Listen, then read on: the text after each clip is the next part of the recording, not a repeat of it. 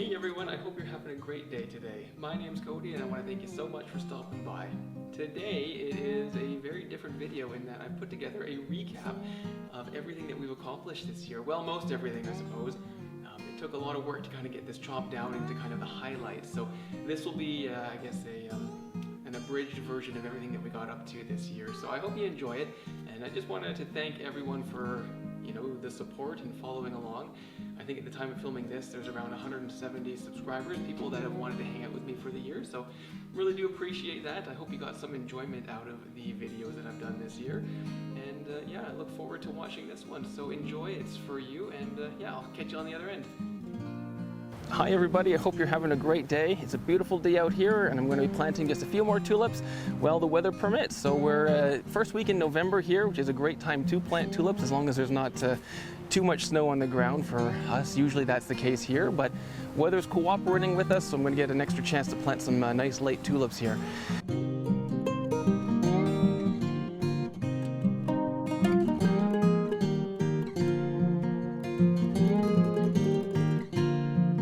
Then we'll cover them back up and then we wait till spring, like so. All right, well, I want to thank you all for following along with me there as I got those tulips in. Very straightforward, easy to do at home there. If you have any questions, feel free to let me know.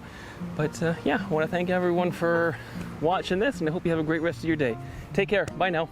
Early start for me out here today. We've got our Christmas market happening this weekend. So one of the things that I've got to do for that is get the signs out and up on the road so people know where to come for that. So I'm just going to get that started and then I'll run through the rest of the morning here with you. But the next thing I'm working on today is I've got to move a bunch of my plants into the other room. So I'm actually expanding my growing area to a different room here. It's quite a lot larger than this one, so I'll be able to grow a lot more things, so I'm really excited for that. So what I'm going to do here is just tidy up a little bit, move a lot of these racking shelves over there, and get that whole process started there. So I'm going to get going on that, and yeah, we'll catch you later. Of course, Rosie has to find the only sun puddle to lie in there. She seems pretty comfortable. All right, so this is the new grow room, or what I'm going to be calling the grow room. In the last video, I think I showed you just getting it cleaned out. And now I've got all of the plants moved into their new home. Okay, I'm going to let the tractor warm up there, and in the meantime, I'm just going to give the sidewalks here a quick shovel, make sure that we have safe access to the photography studio. So, yeah, I'll go shovel.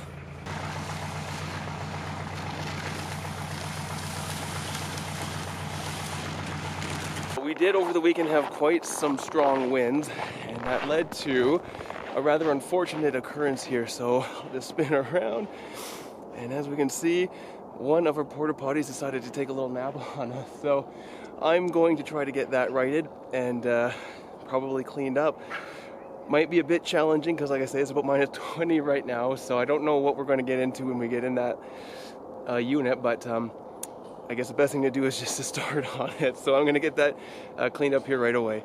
Okay, it wasn't that bad. Thank goodness it's been so cold out that everything was already frozen solid before the wind decided to tip her over there. So it just mattered of righting it and tidying up a few things in there. But one of the more unique aspects, I guess, of what it is that we do out here. So yeah, we get that strong westerly wind, which is great because it brings in a lot of warm wind with the Chinook. But sometimes we end up with tipped over porta potties, which not my favorite thing, but it's also not the worst thing. So let's keep going on to the next park. Good morning, everybody. I hope you're having a great day today with whatever it is you're getting up to. Today I'm going to continue working on my secret ice project. So for those of you who guessed, there was a lot of you that got it right. We are doing a colored ice igloo. So that's what I'm going to be building today. A little cold start to this morning. I think it said wind chill was -44. But don't worry, we've warmed up to a balmy -40, and that's just ambient air temperature. So I'm looking forward to seeing how this day's gonna go. But yeah, I will get moving on here right away. So thanks for stopping by, and yeah, let's see how this thing goes. Okay, there we go. So the first up is done. I'm going to put the camera back in the truck. It is starting to freeze up that, so I'm not going to be able to film too much more, but I'll try to get little snippets of it here and there for you. But hopefully everything goes as smooth as that first row, If it did, we should be out of here in no time. So let's see how it goes. Now I've been working on the curved dome part here, and it's a little bit trickier than just the bottom rows, just because you got to get that curve. So as I'm setting each block, I also have a support here placed at an angle just to prop up the block while it has a chance to freeze and set, which, with it being minus 30 right now, it doesn't take all that long, so count your blessings, right? But yeah, so that's the name of the game today, is just get this dome finished. So I'm not sure the finished height of this thing, but I would like to be able to stand up in it. So maybe 6 to 7 feet in the center is kind of what I'm going here for. But let's see how the rest of this morning plays out. So yeah, hope you're staying warm and you've got a nice cup of coffee or tea or whatever. But I will keep working out here. All right, guys, thanks. Okay, so now I'm going to take this piece, put a little bit of that slush around the outside, and then get it fit into place.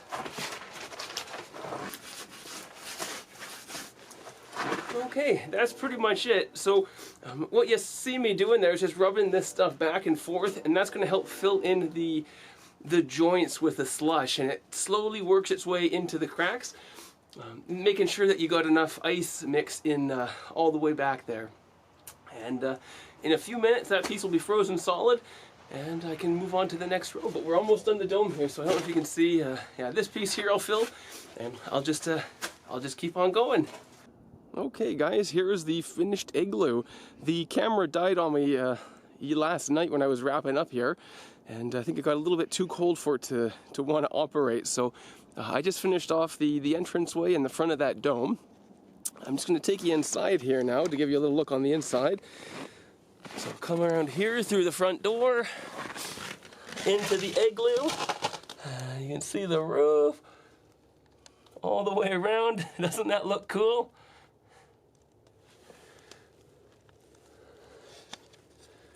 There we go. I'll come all the way in here now. And up. There we go. So the igloo project is finally done. I'll turn it around here. And yeah, it was a fun project for sure. I'm really glad that I was able to get this done. It was a lot of fun, and I definitely do it again next year for sure. I think it was just a great fun thing to do to keep me busy when it was cold out here. Like I said, I think the lowest temperature we got down to while doing the build was about minus 45 Celsius, which sounds bad, and it wasn't terrible. Honestly, once you get out of the wind, you know, it's pretty okay to work in for sure. So I had a lot of fun doing it, and I love the result. I think it just looks so pretty. I want to thank everybody so much for stopping by, for checking out the video, for sticking with me through the cold here, and seeing this project through to the end. I'm really happy with how it turned out, and yeah, I had a lot of fun doing it. So yeah, I just wanted to thank everybody so much for watching it, and whatever you do or whatever you get up to for the rest of the day here, I hope you have a great day. So take care, everybody, and until next time, we'll see you later. Bye now. Okay, hey everybody, we're back inside now. I'm going to warm up a little bit, so I'm back in the grow room. Don't have too much to do in here today. I just wanted to give you a little bit of an update on the propagation cuts that we took the last few weeks. This here is a brand new root. So it shot out of that node like we said it would when we were doing the cuttings, and it has formed a new root. They all have roots. Like here's one there, there's some on the back side, there's a bunch here. Like I say, if I can propagate plants, anybody can propagate plants. It's super easy to do. It's a really fun winter project when it's, you know, minus 40 or whatever outside. And it's just been really fun to watch all these roots grow and develop. Yeah, so I'll keep working here at the next job.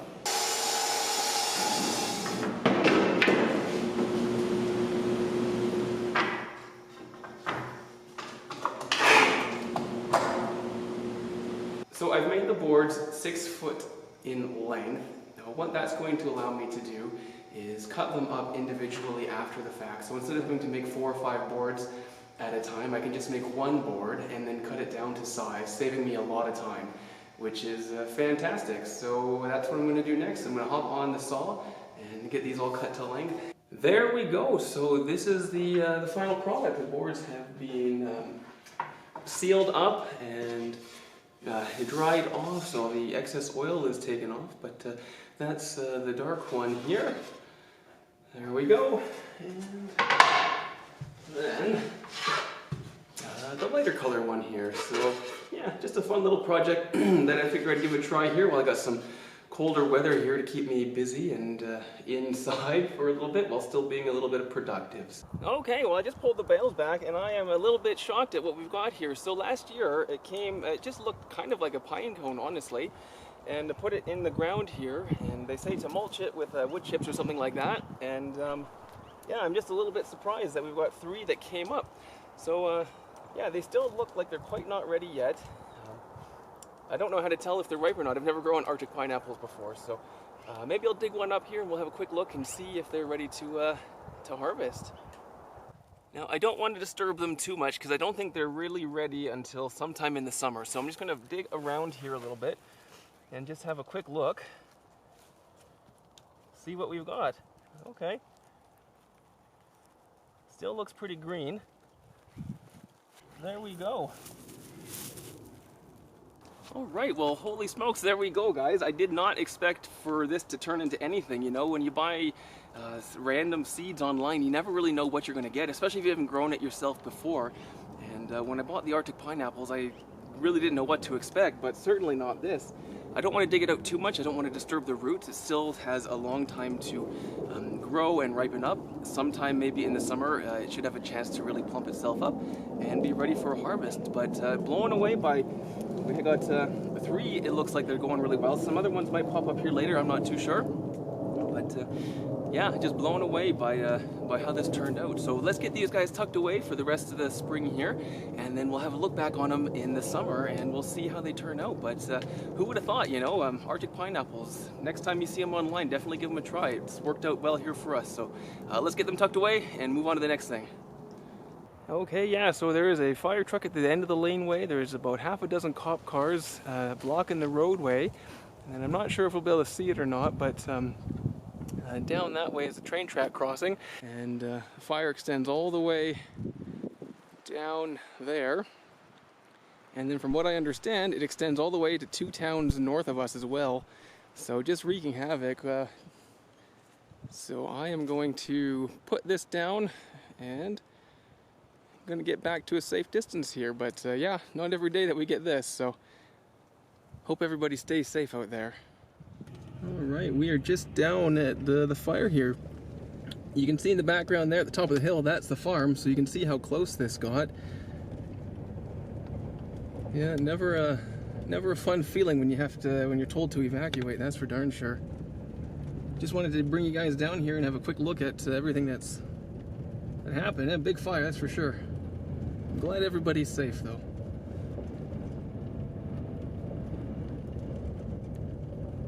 Today I have 20 different medicinal herbs that I plan to get started today so that we can grow them out in the field come this summertime. So today I just want to go through the 20 herbs that I'm growing, medicinal herbs here, and yeah, take you along on that journey with me. So yeah, let's get to planting. We got 20 different medicinal herbs all seeded and put into their little containers to start growing here. So last year I grew a little bit of calendula and I was able to save the flowers and then play around with it a little bit. We made some calendula oil, which I still need to turn into some hand salve. The L is silent, hand salve, right? So it's just been really fun kind of growing different things, you know, not necessarily to eat or to look pretty, but to help you medicinally. So I'm really excited this year. I haven't grown any of this before, so it's going to be super fun to see how it turns out. And yeah, I think the idea of growing stuff that you can use medicinally for yourself, you know, whether it's for digestion issues, maybe it's, you know, some pain reduction, you know, helping with fevers, or even if it's just a really nice tea, you know, I think that's a really cool thing to do. So yeah, I'm really excited to see how this goes. So this is my workstation here. I have pots filled with soil all ready to go, and then back here it's my potting area there. It is a kiddie pool, but it works great to keep all that extra dirt and soil contained in one place. It's easier to work in there, fill pots. I don't make a big mess, which is fantastic. And all in all, for me, it works really, really well. So if you've got a lot of potting to do, highly recommend using a little kiddie pool. And we are dividing these large clump peony roots. So I don't know if, I'm sure you can see there. All these pink little nodes, those are their eyes, and what they're going to turn into eventually is the actual stem, the leaf, and then the flower of the peony plant. And I've got these large clumps here, and what I normally do is I'll sell a peony clump as a 2 to 3 eye cutting. So this one has about 10 to 12 eyes on there, so you can probably get 3 or 4 plants out of this one guy here. So my job this morning is to get, I think I need 25 red, 25 pink. So that's just a red and a pink variety that I've got. Anywho, that doesn't matter. My job this morning is to divide these guys up so that I can get enough plants filled for the pots here. So I'll take you through just a little bit of what I'm trying to do for cutting here. So we got all of the dahlias potted up inside the greenhouse there. Like I said earlier, we're just going to do a bit of spot watering on the outside stuff. A few pots are starting to get a little bit dry, so we'll give them a drink, and then we'll move into the inside and give them a drink.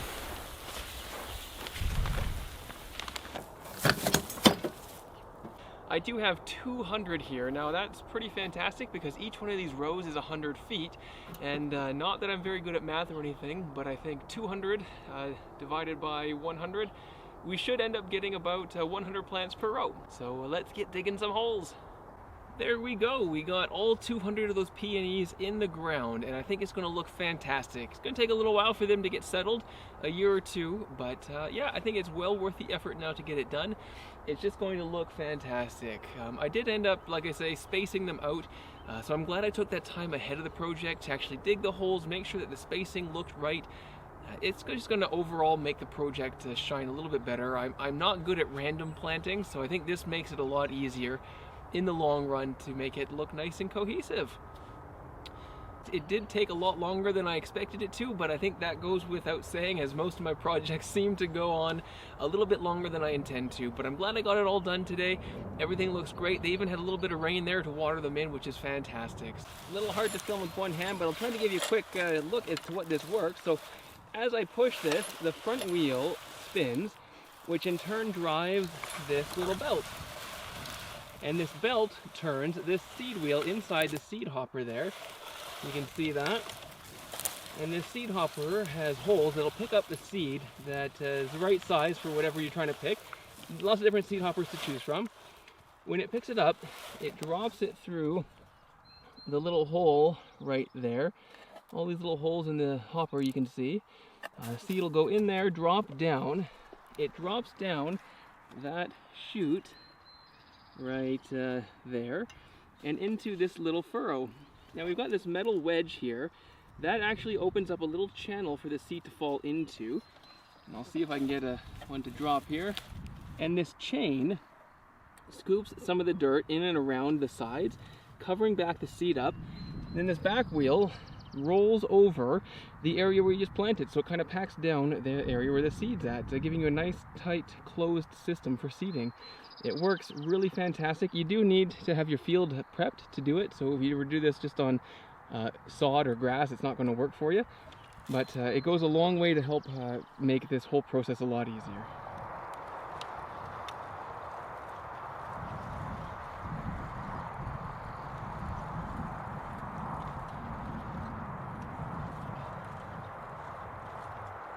So yeah, it didn't take too long to get a good amount. This is fantastic. I don't know the variety of this. It's been on the farm, you know, since, gosh, 1960, and it's one of my favorites, just even to eat raw, no sugar, nothing. It's just really, really fantastic. I cut them this way just because that's usually what I do when I sell them at market. It just looks a little bit more authentic, I guess, to leave a little bit of the leaf on, and then the root nub there as well. But yeah, I'd say that's really, really good. When I do harvest, I like to make sure that I do it either early in the morning or after or during a rain like this. You're going to make sure that the stalks are nice and firm and plump. If you do it in the middle of the day when it's hot and the sun's been beating on them, a lot of times the stalks will actually wilt, and then you get not necessarily the most firm rhubarb. So yeah, during a rain, in the early morning is always ideal time to harvest your rhubarb.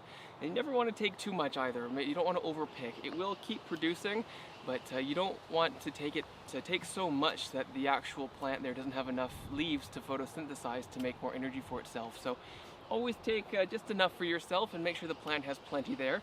And then around you know, July, August, you probably, well, definitely August, but around, you know, July, mid-July, you probably want to stop harvesting it on as well, just so the plant has a chance for the rest of the summer to gather up as much energy as possible so that it can actually survive over the winter and continue on for many, many years. So just a quick little rhubarb detour here before we get chased in from the thunder, lightning, and this rain. So I'm gonna duck inside here.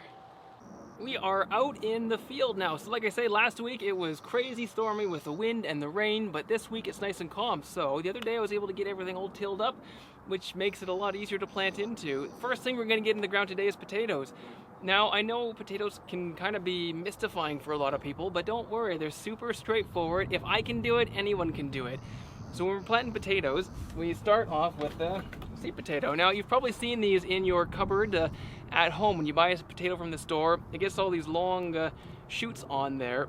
So you can see each one of these shoots represents one eye. Now what you can do to maximize your potential harvest is to split them so that you get more potatoes. So you're trying to get about 2 to 3 eyes per cutting. I hope that makes sense. And I'll show you what I mean. So I'm going to take my knife here, find a good spot, and just wiggle it down this way. Right down the middle there. Not to cut my hand. My hand won't regenerate a new plant, so let's not cut that. And like you see, right down the middle there, this one's got 4 eyes and this one's got 4 eyes. Some people like to let them dry out. You can do that too if you want. I've never done that. You know, our climate here is so hot and dry in the summers anyway that it's never really mattered that much for us. If you have more of a wet or moist or humid climate, maybe letting them dry out and callus over might prevent them from rotting, so give that a thought when you're doing it. But for me here, this is perfectly fine to go right into the ground, and we're good to go. So I'm going to get these guys all bucked up here into their individual seed and get them planted.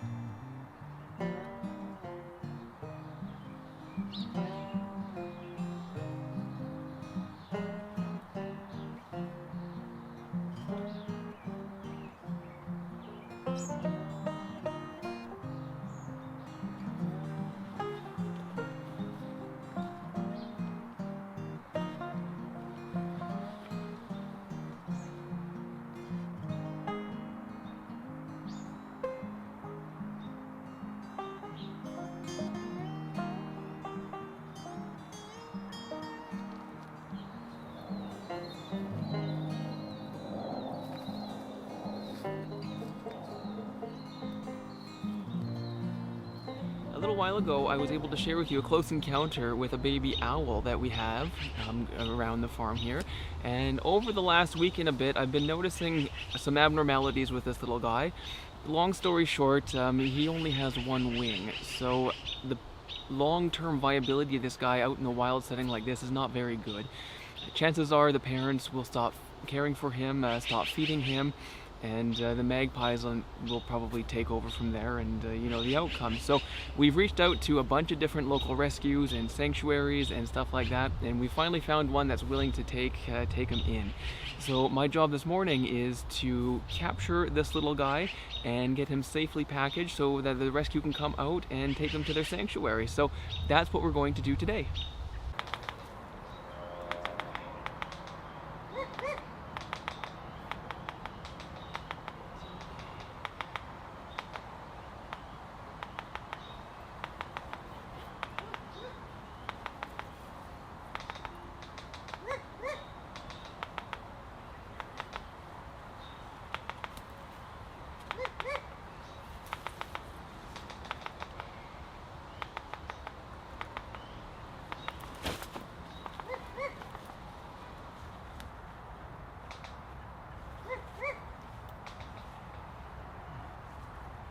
Okay guys, there we go. We were able to pretty effectively catch this little guy. Nobody was hurt. The parents, they instantly calmed down. You know, it breaks my heart knowing that we had to take this little guy from them, but ultimately it gives the other two chicks their full attention now. So the parents can worry about protecting and feeding two chicks that are highly viable in this environment, as opposed to spending most of their time protecting and caring for one that in all situations outside of us rescuing her, she wouldn't survive, right? So it, on the grand scheme of things, is the right thing. So we got her all tucked up safely here. She's calmed down and she is just stunning, just absolutely beautiful. For her, you know, she had a bad start at life, right? I think she was born with the one wing and not really much of a chance. So I'm just so thankful that we were able to give her an opportunity to spend her life in a place that can make sure that her needs are met, you know, and live out the rest of her life in relative, you know, safety. So that's nice. She is a stunning creature, isn't she?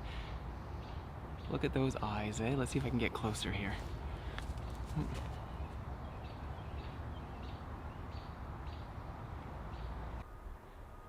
I absolutely love gardening, being outside and working in the dirt and growing things and seeing your work be turned into something physical, something real. There's just something so rewarding about that. One of my favorite crops is spinach here, and you can see behind me here we've got a bunch of rows of spinach, and I planted this 3 weeks ago. I have irrigated 0 times. I've gone through with the hoe just to give it a light weeding in between Dennis's swoops and that sort of thing. But other than that, it's a very carefree crop. It gives you so much and it asks almost nothing in return. And like I say, this is 3 weeks growth. I've gotten a ton of pickings off of it already, and I'll get a lot more. The nice thing about spinach here though is that there's still, in our growing zone anyway, a good 30 days left of growing. So if you wanted to, you could reseed in the areas where there's bare patches, and you will still get young, fresh baby spinach for September, typically when everything else in the garden has stopped growing. So it's just a fantastic crop, you know. It's quick, it's easy, and it's very delicious. Fantastic, you know. To me, it reminds me of a mix between lettuce and mushrooms from the garden here, you know. It's got that meatiness of a mushroom, but it also has that nice freshness of lettuce without the bitterness of lettuce, which I don't know if you can taste the bitterness or not, but I certainly do. With spinach, none of that bitterness at all. It's just fantastic. And with just a little bit of space, you know, it's almost all the spinach you can eat. The other great thing about it too is that you can freeze it for winter use. You know, that's another great option. What I like to do is actually dehydrate it and powder it, and then it's a great addition to soups and stews over the winter time. You get a lot of that leafy green goodness in the middle of the winter when you can't really be out here growing those sorts of things. So anyway, I think Dennis is getting pretty frustrated with me being here, so I'm gonna go back and do some other things away from him, give him a chance to calm down and probably eat some more spinach.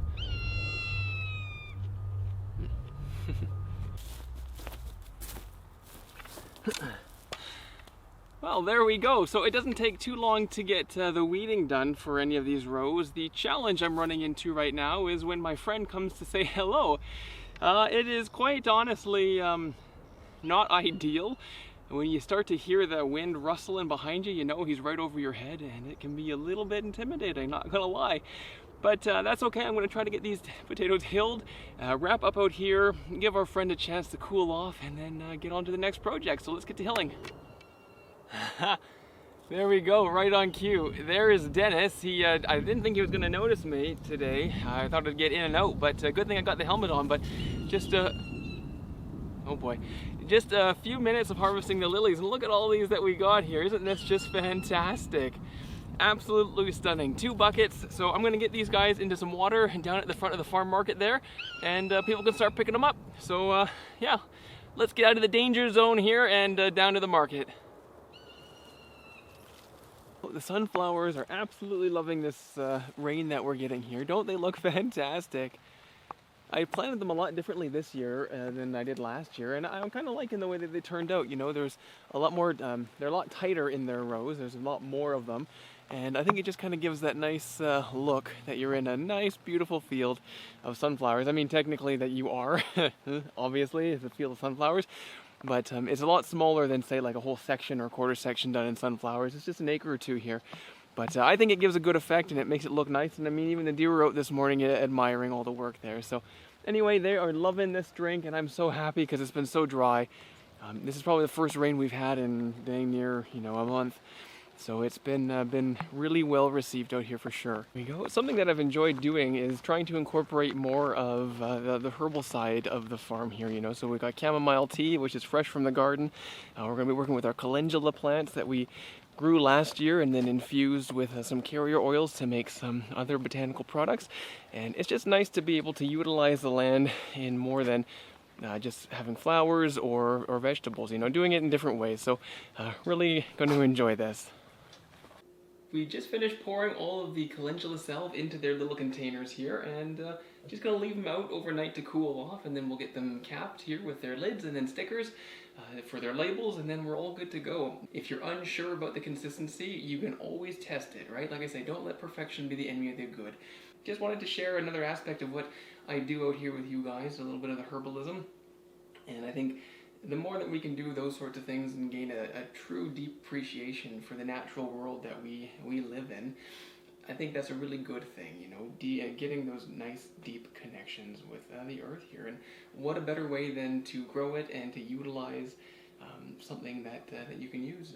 Okay, so we have a bit of a different job today on the farm here. So what I need to do actually is get this little cabin here jacked up, put on rollers, and moved. We're having it moved to a new location, somewhere that's just going to change things up a little bit. So my best estimate is around 60,000 pounds for this thing is what she weighs there. So moving it is a bit of a challenge, there's no doubt about that. But I moved it actually from these back trees right back here. It was at the back of the property, and I was able to roll it up to here a couple of years ago.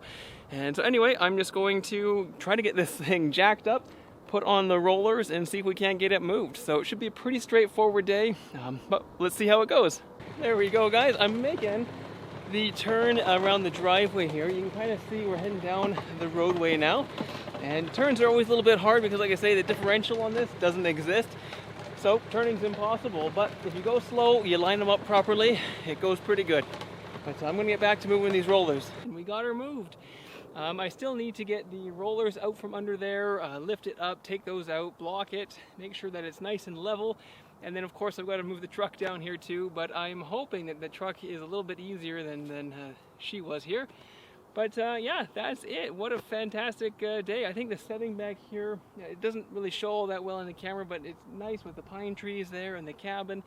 And I think it's just going to be an awesome opportunity to build up like a fresh new set for our photographers and their clients. So it was a couple of tight corners in there, you know, but we got it done, and that's the best part, you know.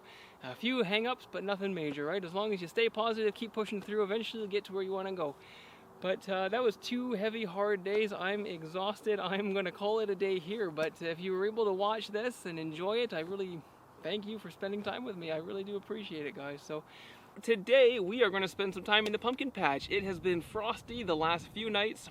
Not a killing frost, thank goodness. We just had some light frost, which will damage the leaves of our squash and pumpkin plants. Fortunately though, these guys were spared. So today, well actually tonight, it's going down to -4, and typically in our area we're a bit low lying. Anyway, long story short, there's a very good chance that we're going to get our first killing frost for the year. We're mid-September, so in our area that's pretty common. We're actually pretty lucky it's gone this long.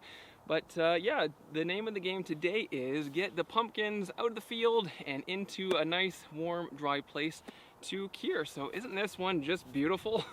That's a blue Hubbard squash. The color, I don't know if it's coming up on the camera or not, but it's just like this gray, green, blue, just absolutely stunning.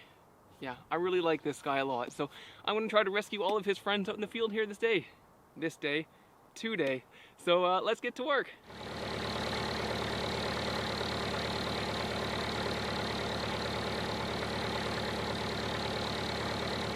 Everything back to the truck and cabin here now. So for these guys, once we get them out of the field, the risk of frost goes down obviously quite a lot. So I actually store them in the cabin here for photographers to use for props for their winter sets and those sorts of things.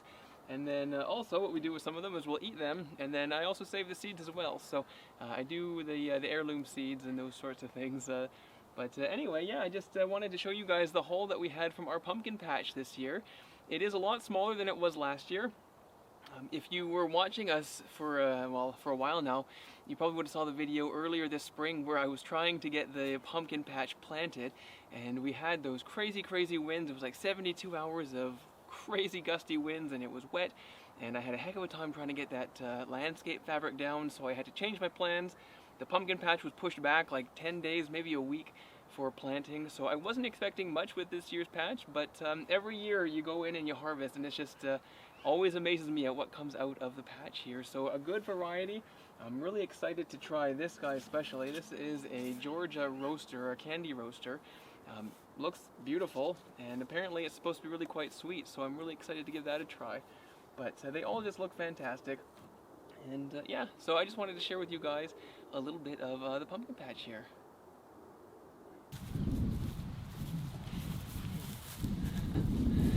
Alright, there we go everyone. That's another day in the book. I've just finished harvesting the spinach here, and the two varieties. We've got a French heirloom, I can't remember the name of it off the top of my head, and then Bloomsdale, which is a really popular variety for home growers, and that's all taken care of. So it was a fantastic day. One of my favorite things here is the seed harvest. I just love it. You know, it's amazing to me that something, you can't even see it. It's just so small from a seed, you know, and then you can get beautiful crops like this dill here, you know, and it just, every year it boggles my mind how it all works. I'm just so thankful that I'm able to share in it with you guys. One question I get asked a lot is where I came up with, or how I came up with rather, the name that I use for all the social media. So if you follow me on Facebook or anything like that, you'll probably have seen the Carrot and Coyote name. And yeah, I get asked that question quite a bit, and I never really explained it. So I guess now that we're out in the carrot patch is as good a time as any to explain it. But anyway, Grandpa would always put in a big garden every year down there, and he'd always show us how to grow things. Yeah, a lot of good memories down there for sure. One year though, a lot of carrots seemed to have been stolen out of the garden. And Grandpa was pretty dismayed, you know. It's kind of discouraging when your produce gets stolen like that. And of course that area is right by a road, so sure enough we thought somebody drove onto the farm and stole all of our carrots, because we went down one morning and wouldn't you know it, but they were all gone. So we were all a little disheartened to hear that all of our carrots were gone. You know, the whole year's crop was just stolen right out from under us. Anyway, I was down in the garden one day just doing a little bit of weeding, and I was digging around that area, and anyway, with a spade I got down there and popped up some carrots. And now the weird thing was, all the tops were gone. So you have a carrot like this, and then this was left in the ground. But I noticed that there was some grooves in all the tops of the carrots that I was digging out of the ground. I thought that was really quite strange. I didn't think too much of it until I was digging around, and then wouldn't you know it, but the entire row of carrots had all succumbed to the same fate. All the tops were gone, and it looked like the top inch and a half was scraped off, and everything below about an inch was still in the ground perfectly fine. A little while after that, on my way back up to the house, I noticed that there were some animal droppings, and they were about 90% carrot. So I took an educated guess and just put two and two together, really, that the coyotes had been through the garden, and they only scratched down maybe an inch and a half to get the tops of the carrots. They were really tasty to them, I guess. And then they left the evidence via their droppings all over the garden. So it was always kind of a funny story for me. You know, Grandpa, he was really upset that the carrots had been stolen, and rightly so. But we thought it was people trespassing and stealing, but it was just the local wildlife helping themselves, and it's always kind of stuck with me. Nature and how she all comes together, and trying to live in harmony with everything around you. I've always found that to be super important, so it's always just stuck with me. And anyway, the name Carrot and Coyote come from that experience I had growing up here on the farm with Grandpa, and all those good memories. Well, there we go. Beautiful carrots, eh? I wish you guys could smell this, because it's just, oh, it's fantastic. I always find after the carrots have had a couple of good frosts on them, they get a lot sweeter. So it's nice if you can wait in your area before you pull your carrots. Wait until they get a frost on them. Oh yeah, they smell fantastic. But there's something about that cold weather that I think increases the sugar content of the carrots. So absolutely wait if you can, and you'll be rewarded with a very, very sweet carrot.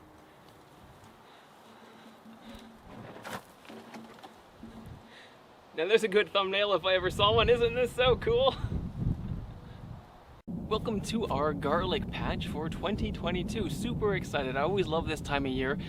The weather's starting to get a little bit cooler, which is nice for working outside. I do appreciate that. Right now we're sitting at around just above freezing, so that's not too bad. And yeah, it's the perfect time to get our garlic into the ground. And yeah, we're just going to show you real quick how I do it here. I've got about 3,000 cloves to get in, so that should take me the rest of the day here if I keep at it. And yeah, it's super straightforward. So this is just going to give you a little idea as to if you're trying to grow garlic at home, the best way for you to do that. I'm going to show you real quick and go from there. But yeah, let's get back to work.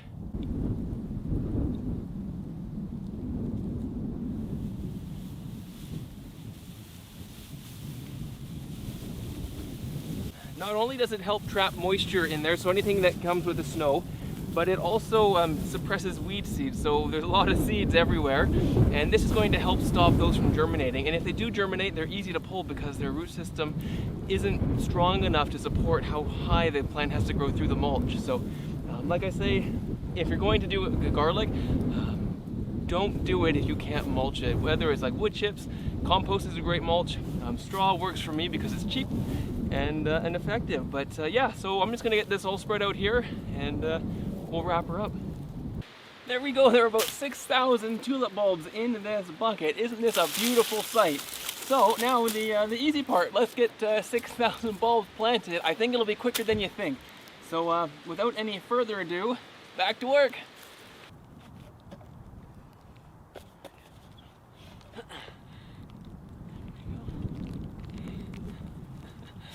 Hey, welcome back everyone. We're nearly done here. I just wanted to show you what we're working on. So a little up close look.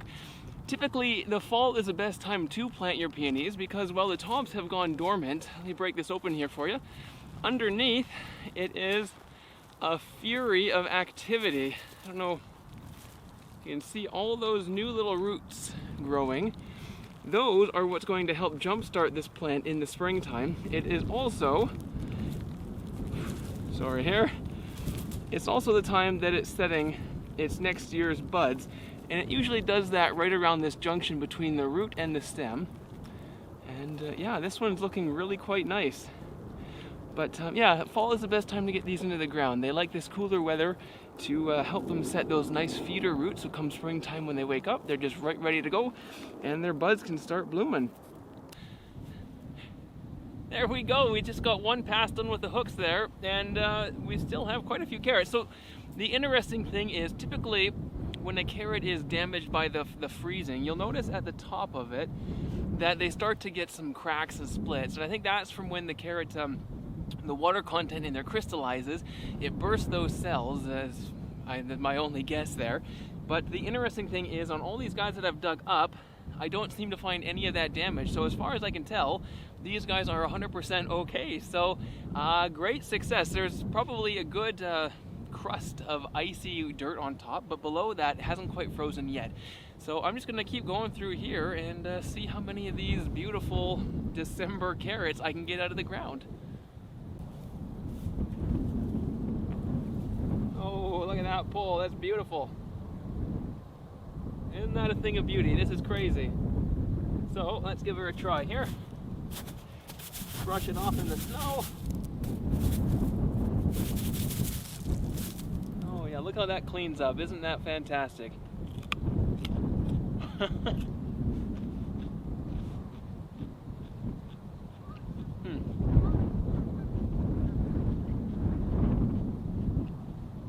Unbelievable. I've never had carrots this late in the season, and only because I've not tried digging them this late in the season.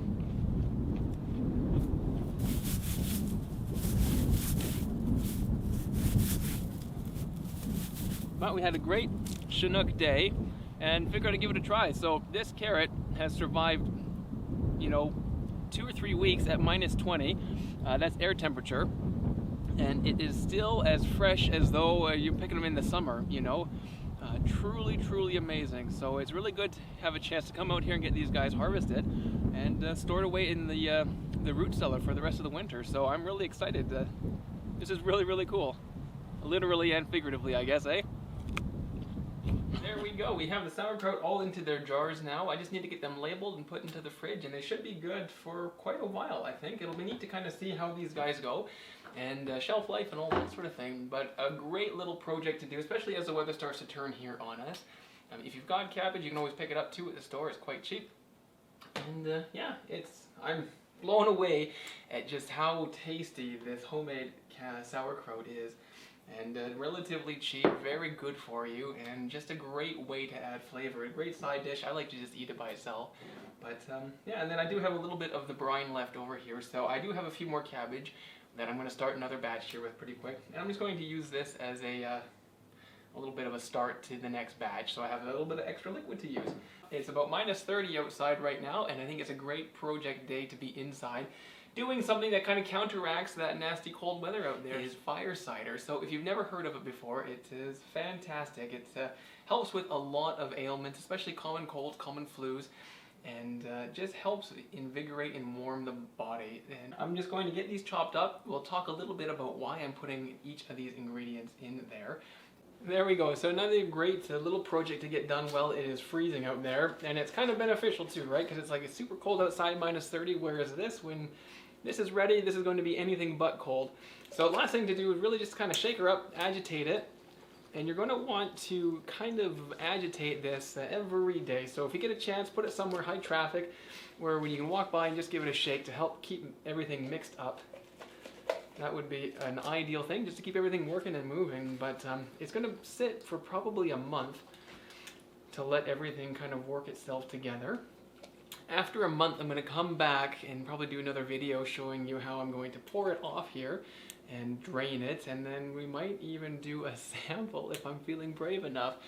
Excellent. So there we go, guys. We got 2 good jars of fire cider, or I guess rather not fire cider, ready to go. I can't wait to share them with you here in a month's time. And yeah, let me know in the comments if you've ever tried this, or if you had something similar to this, or if you have any tips or tricks. What do you like to add into yours? Anything, you know, I'm happy to have that conversation with you. So that's where I'm going to leave it for today, guys. So I want to thank you so much for stopping by and hanging out with me today. And until next time, take care, and we'll see you later. Bye now. Well, there we go, everybody. That was, I guess, our year condensed. It brought up so many memories going through all those old videos, and it was just such a nice feeling to relive all of that, you know. One of the big parts of me wanting to do this channel is just to document the process of the change on the farm, and as we grow and as we develop. Now, I also noticed too, I don't know if anyone else picked up on it, and this was completely not planned out or anything like that, but this shirt is the same shirt that I was wearing in my first ever video. So if you go back and watch the beginning of the video, you will see the transition from the intro to that first clip that I ever did. Super nervous and all that, but I did my best. Anyway, it's the same shirt, and it's just interesting to see how it all come full circle, not planned at all.